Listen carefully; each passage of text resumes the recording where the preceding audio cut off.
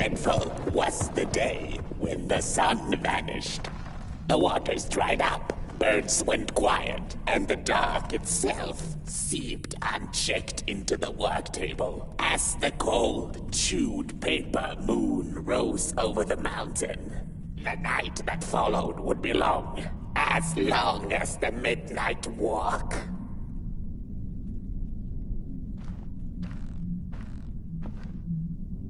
The burnt one was there. You do not remember, but you feel it, don't you? You are reborn when need arises. This night, Potboy needs you, and Moon Mountain beckons. Its call irresistible.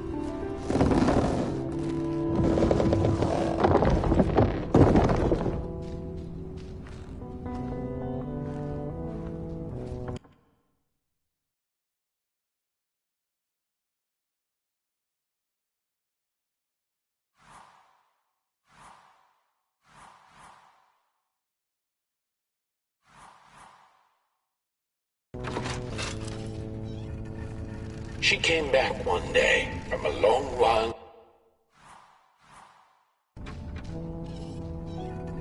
and so she woke with a yawn, so big it could have devoured the sun.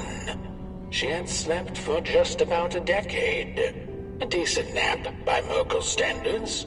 She smacked her dry lips, looking forward to what the new dawn had to offer as she left her lair and went out into the cool night. "Wait a minute," she exclaimed. "Night?"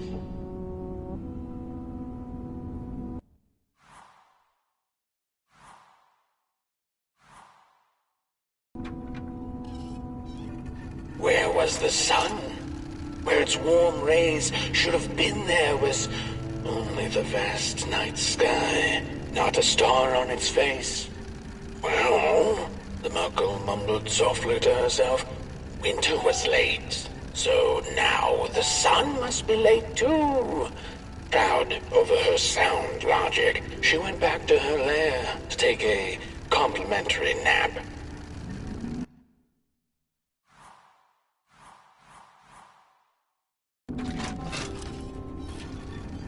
The Merkel had taken a nap that had lasted 2 decades. Now that counts as oversleeping even by Merkel standards. She had awoken anxiously this time, feeling misplaced and confused. The confusion grew further into panic when she was greeted not by the sun's life-giving caress, but once again by the silently mocking night sky.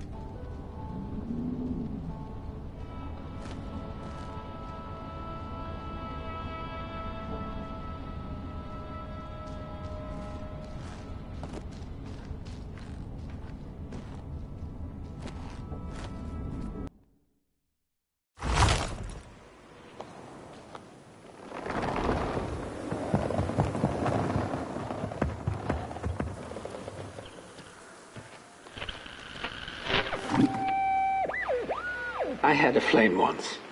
It was beautiful and bright. Spread its light, brought me and my neighbors warmth. and it was always hungry.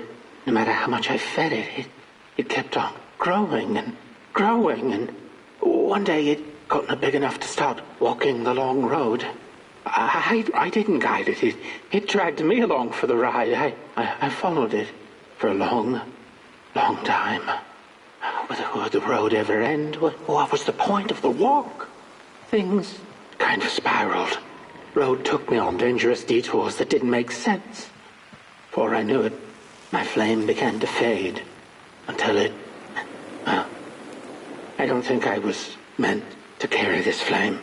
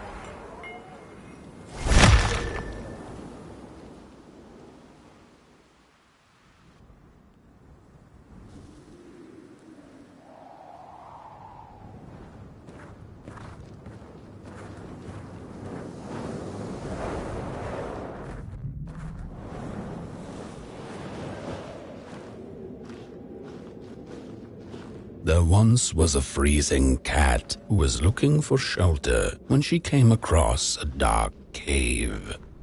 "Step into my abode," offered the dark. "It will warm you if you surrender your wants."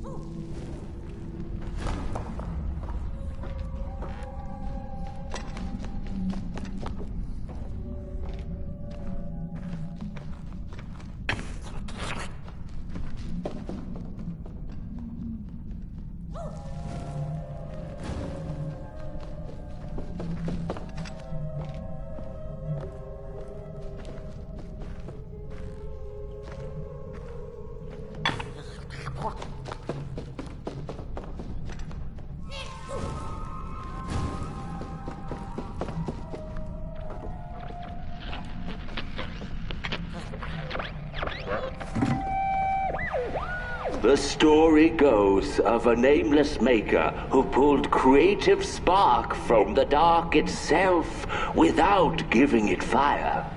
With his dark source, he managed to create swaths of land in no time. The dark itself waited for a gift of fire, but the Maker just kept on taking. Too busy building his crooked fences and watchtowers, kept his fire locked away in his chest. One day, he decided to create the first people to inhabit and appreciate his creation. It was then that the dark corrupted the Maker's clay, guided his greedy hands into creating not people, but the first of the fire-eating crawlers. And they crawled into this world absolutely starving.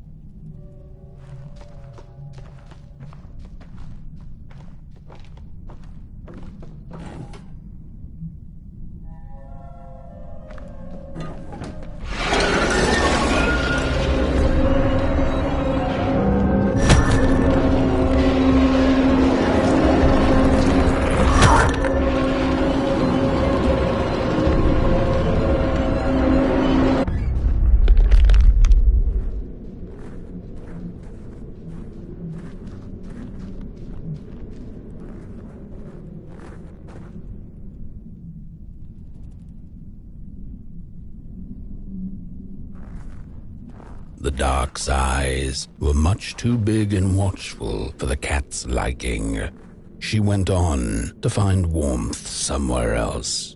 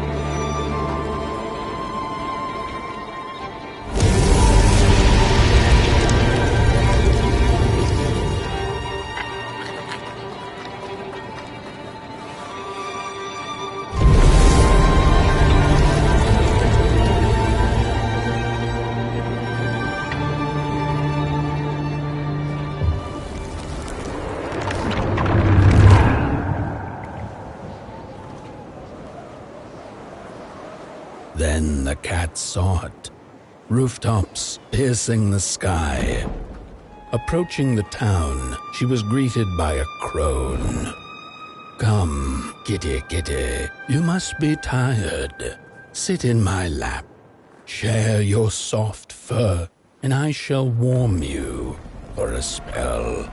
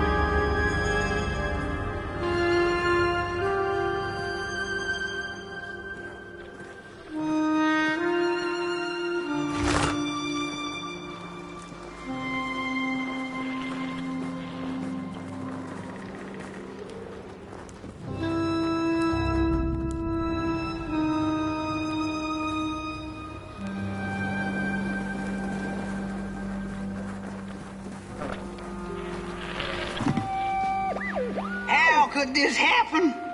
Whoever did this, oh, the flame warms the righteous, but the wicked who love destruction, the flame burns with a passion. Holy warm the furnace! Feed the thief to the furnace! Feed the thief to the furnace! Coalhaven is doomed! On the wicked the flame shall rain fiery coals and burning sulfur. A scorching wind shall be their lot. Come forth, thief, and confess your hideous crime!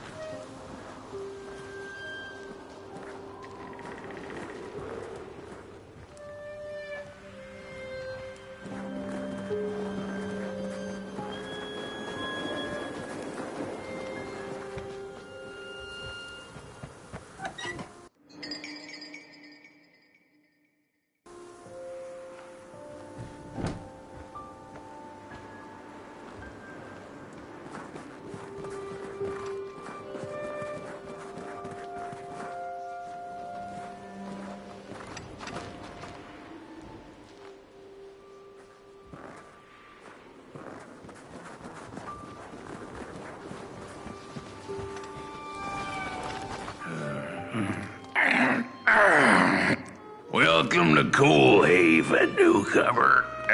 Good to see a flame in these parts again. I'll be your guide tonight.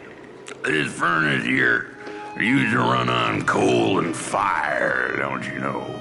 But a thief stole all our matches, wasted them in greed, you see. Now the ghost has come to smite the wicked and punish the thief who killed us.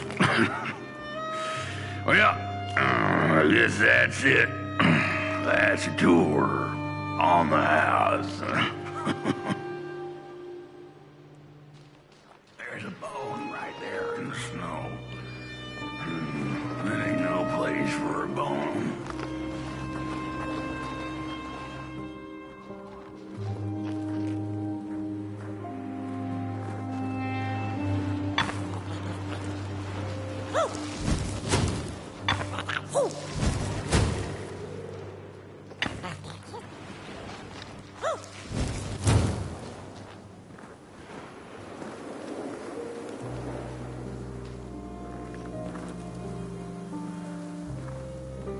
Your flame could bring back warmth to our graves, and may the worms in our bellies dance again.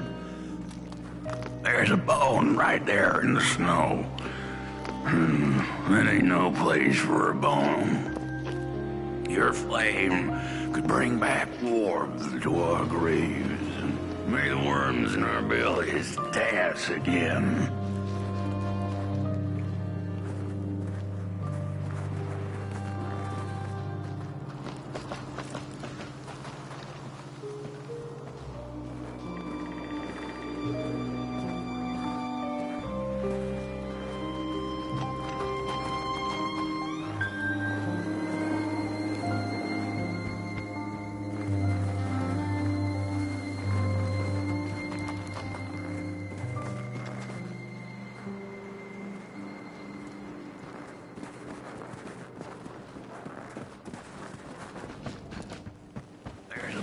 Right there in the snow. That ain't no place.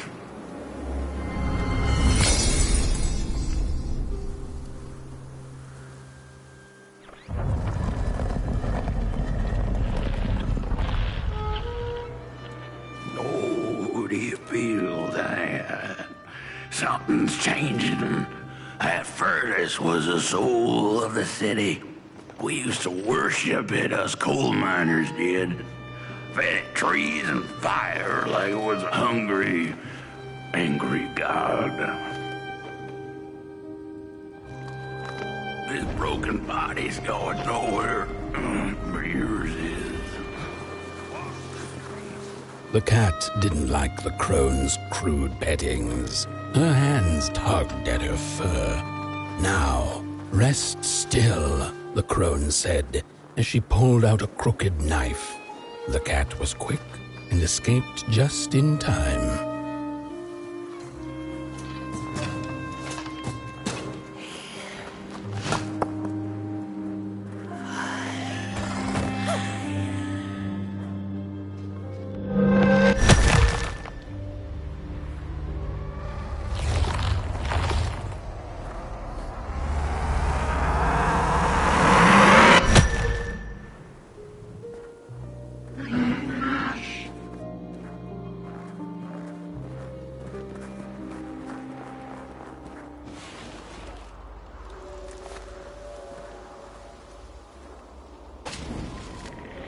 Listen for the bone.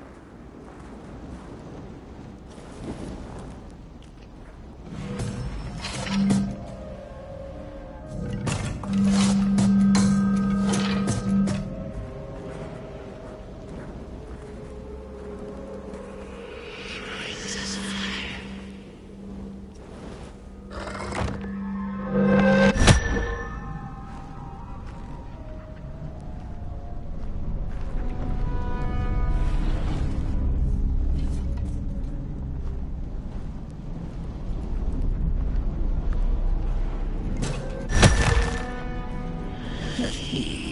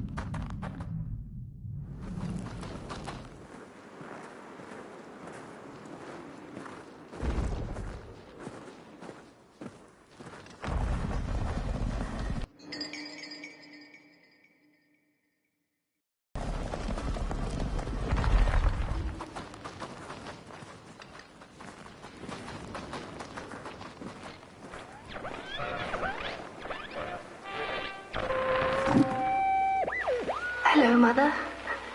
The well said to give it a match, so you and I could talk again. I hope this works, because that was my last one, and well, it's cold now. But it doesn't matter.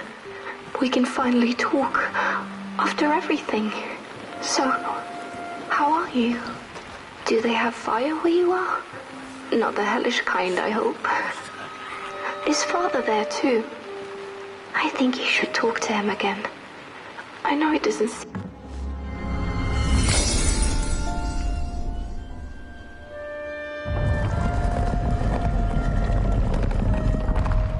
The thief loved the stars. Would have plucked them out of the sky if it were possible.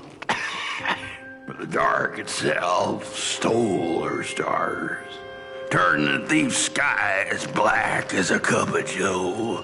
And so the thief began to steal matches and lit them, hundreds of them, like little stars of her own.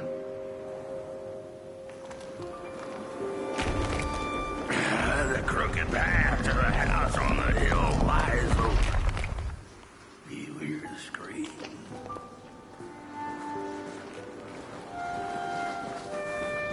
Wherever she sought warmth, it had a price.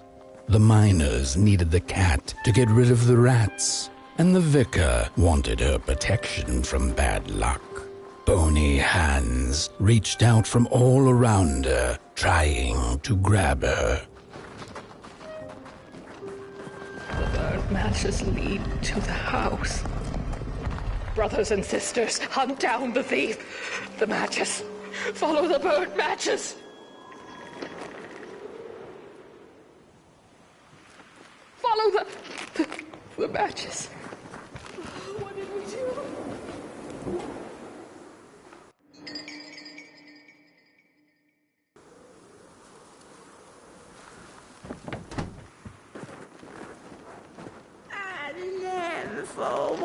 The trail of burnt matches It leads to the house on the hill. We're running out of matches. You've met your match thief. You'll burn for what you did. The furnace is dead. No matches left to light the oven. We'll freeze to death because of that thief.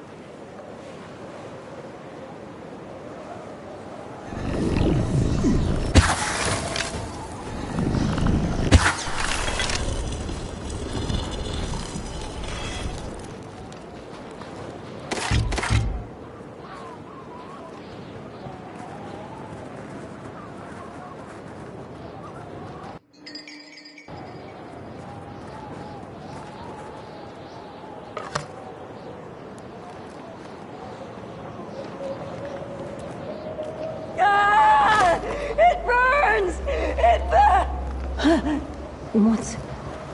Oh, this isn't my body. The fire, did we snuff it out? Where's... Did I save them? The house. It's ruined. Well, it wasn't supposed to go down that way. They locked the door, threw the key into the woods. Huh. There was so much anger, and now there's nothing. This body is so uncomfortable.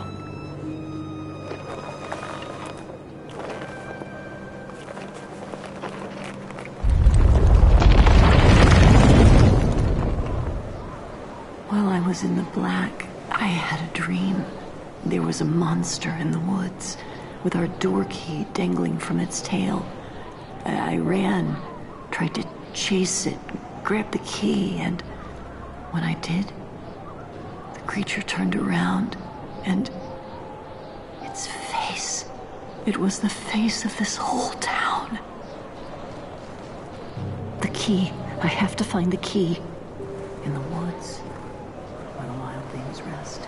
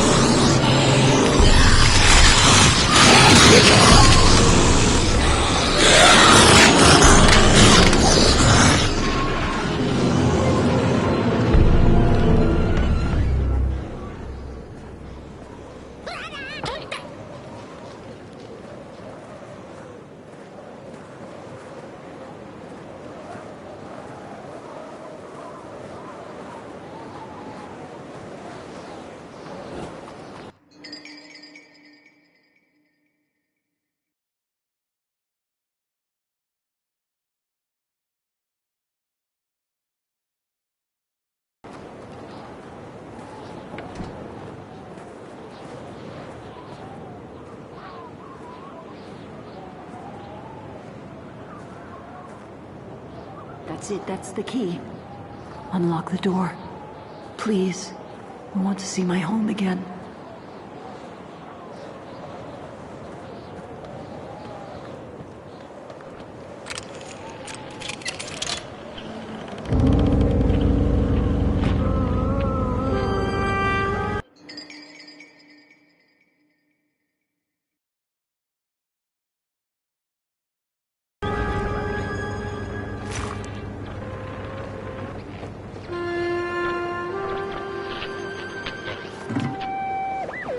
Furnace is getting weak. Council says we're running out of matches. We'll have to harvest more trees then. I don't like it. Losing the forest like this. Not like we have a choice. Mom, Dad! Oh, Curly, you startled me. They're coming here. All of them. The cat felt as if the walls around her were growing taller, the alleyways narrowing. Turning a corner, she bumped into a girl sitting in the snow. In her bony little hands, a lit match. "What do you think of my star?" the girl asked. "Isn't it pretty?"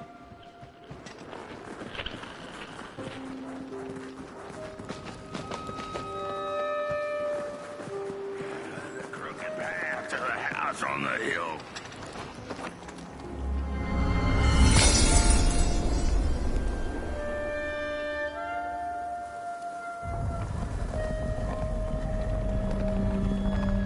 With no matches left, we couldn't light the furnace.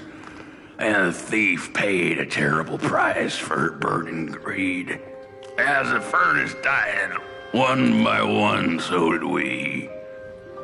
But before we perished, the dark itself moved into our hollow husk.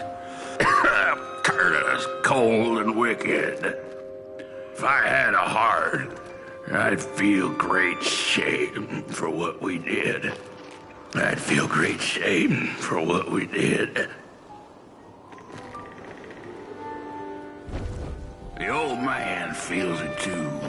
Should have been long dead with the rest. He just wasn't ready to go. At least he has a reason for sticking around.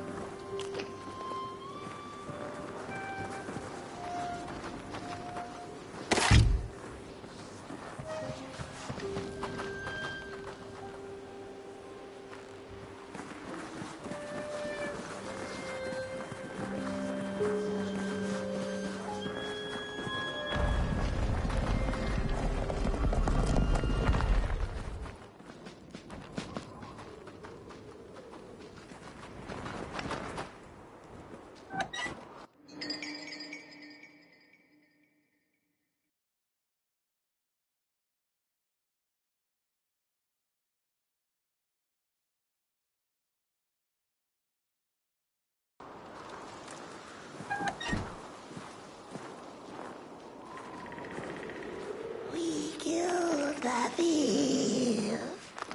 She killed the furnace, so he killed her. Murder us all. The old man showed us the way to their home. He didn't know it was her. Otherwise, he'd kept it secret. No rest for us, Adua.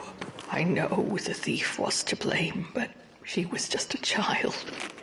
The anger kept us warm, but only for a spell. Now there's nothing left but cold, sharp guilt.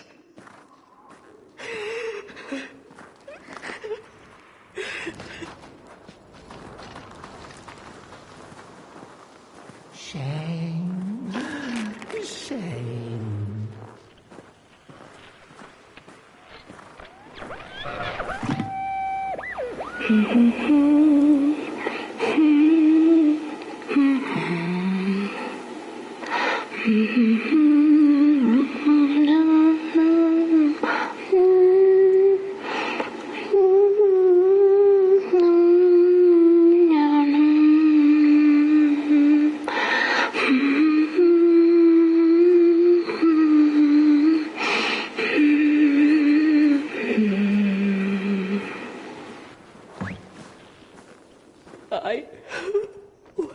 done?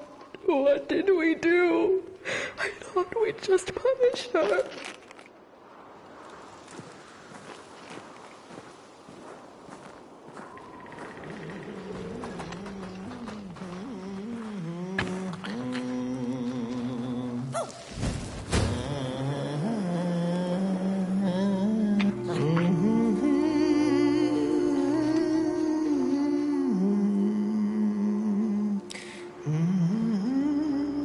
Oh, that voice.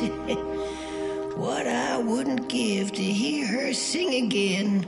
Those sweet, sweet tunes like fallen leaves of the trees that were. Such a waste.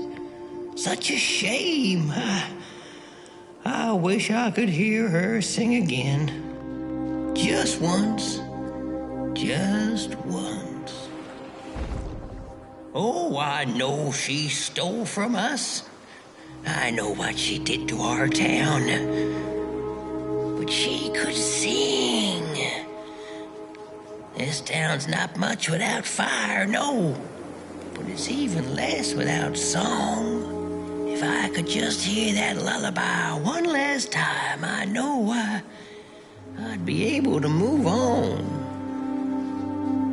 I know I captured it once in a melody-keeping head of clay so she could hear her beauty for herself. But I dropped it in the woods that horrible night. I was mad. So very mad.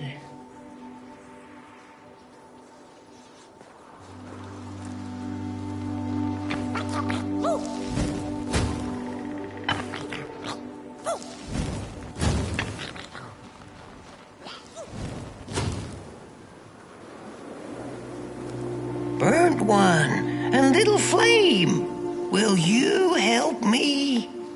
Please, I'm too weak. Find the clay head, keep her of a song like hers. It went sort of like, oh darn, I can't remember. If I could, I'd be able to let go.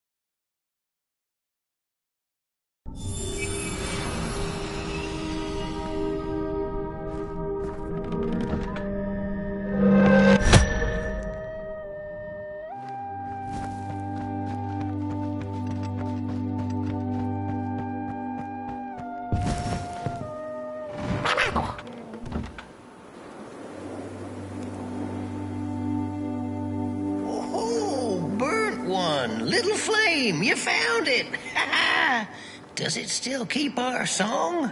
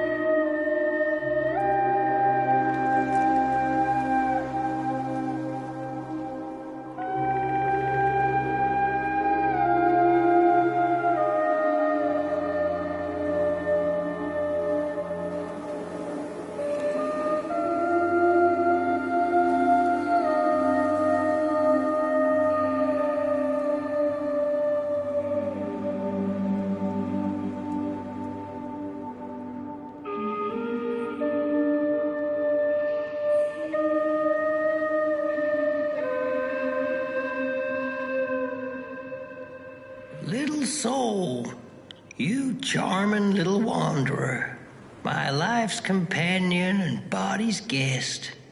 Where are you off to now? I don't know what I thought would happen.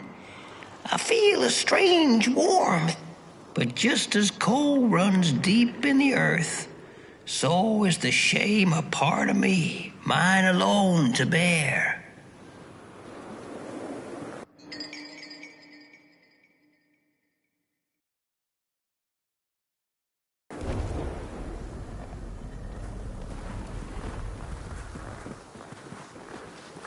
The girl offered her burning match, her last star, but the cat could tell she needed it all for herself.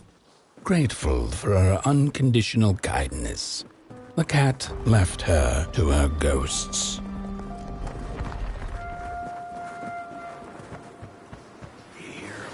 Shaking the cold, the bones.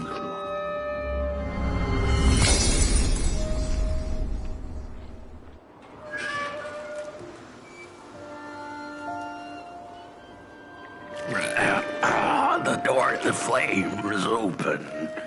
It's already there. You just haven't lit it yet.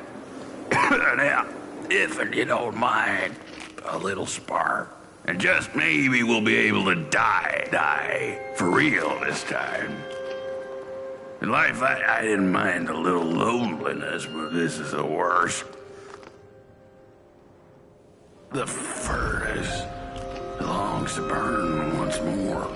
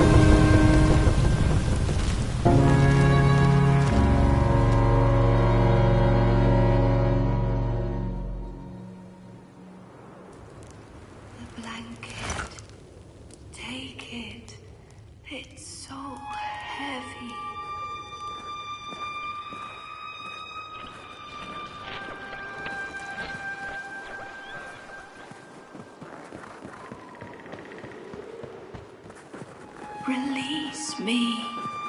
Remove the shroud. Light the match. The match. Light it. Please. One last star. Light the match. Thank you.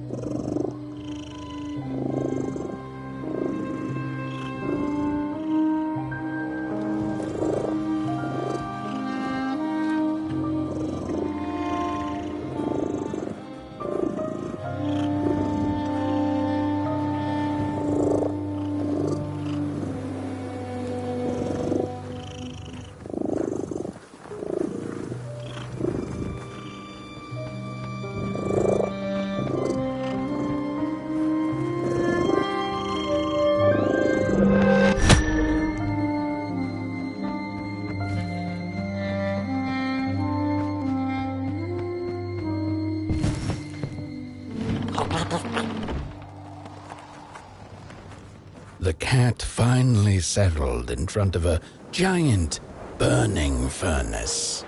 In its bright flames, she could glimpse a dark future. This did not matter to her, for now she was eternally warm and at peace.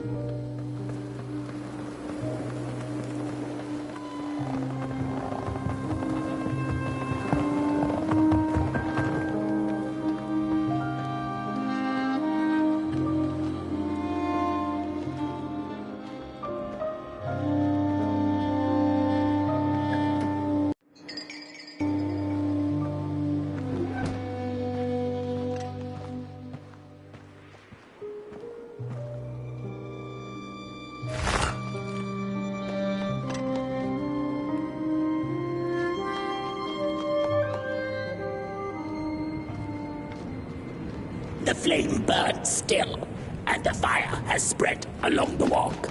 The cold takes its toll, and Potboy's flame flickers. But it is still enough for the climb to Moon Mountain, to light the final fire. The road always leads to Moon Mountain. Hark! His fire belongs to the mountain. It came from beyond the moon.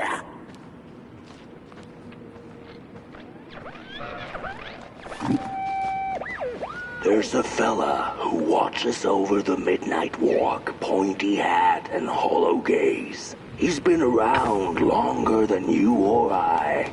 Some say he was one of the first sculptures to have breath. Some say he's not from around here, but from another maker's work table entirely. Some say he's seen what lies beyond Moon Mountain, but I just think he's lost like the rest of us, and he's waiting for the right one to come along, waiting for something that'll give him that eureka for his song. He keeps his banjo by his side, but he never plays it. Strange, but he's in no hurry. He's got all the time in the world.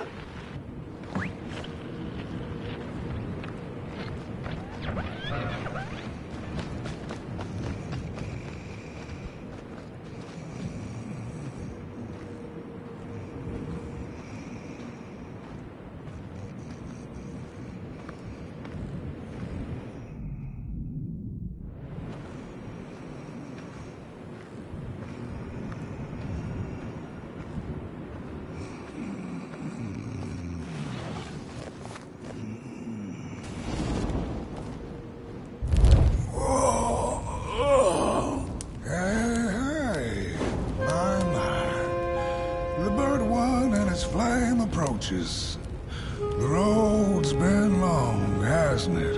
And it just keeps on going, don't it? Why don't you rest here for a spell? Change is in the air. Warm winds coming in from Coldhaven. I trust you're not pushing that little flame of yours too hard. He is mighty, no question about it. But between you and me, he still has a ways to go until Moon Mountain. Heck, it ain't my place to tell you how to tend your flame. I'm sure you'll be fine. You'll be just fine.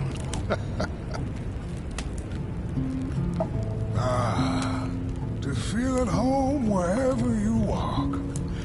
How's it? What a friend to have on the road, huh?